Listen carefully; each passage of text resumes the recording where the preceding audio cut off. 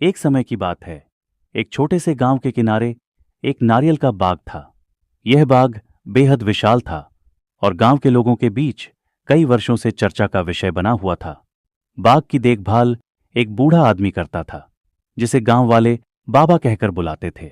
वह बहुत कम बोलता था और हमेशा बाग में अकेले ही दिखाई देता था। रात के समय बाग से अजीबोगरीब आवाजें आती थीं, जिसे सुनकर गांव वाले डर जाते थे। गांव के बुजुर्ग कहते थे कि कई साल पहले इस बाग में एक अमीर जमींदार का परिवार रहता था। लेकिन एक रात एक भयानक तूफान आया और उस तूफान में जमींदार का पूरा परिवार लापता हो गया। लोगों का कहना था कि उनका अंत बहुत भयानक था और उनकी आत्माएं अब भी उस बाग में भटकती हैं। एक दिन गांव के कुछ साहसी युवक उस बाग में रात बिताने का फैसला करते हैं ताकि सच का पता लगाया जा सके। उन्होंने सोचा कि यह सिर्फ एक अफवाह है और कोई भूत प्रेत नहीं होते। रात को वे बाग में पहुंचे और एक पुराने पेड़ के नीचे बैठ गए।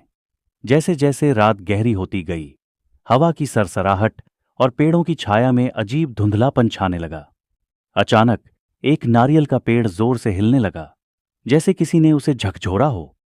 उन युवकों को लगा कि यह सिर्फ हवा का असर है, लेकिन फिर अचानक वहां एक सफेद धुंध जैसी आकृति दिखाई दी।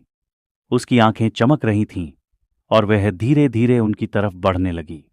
भय के मारे युवकों की हालत खराब हो गई और वे बिना पीछे मुड़े वहां से भाग खड़े हुए। अगली सुबह गांव वाले जब बाग पहुंचे तो वहां कुछ नहीं था, लेकिन उन युवकों ने सबको बताया कि उन्होंने जो देखा वह हिला देने वाला था। तब से गांव में कोई भी रात को उस नारियल के बाग के पास नहीं जाता।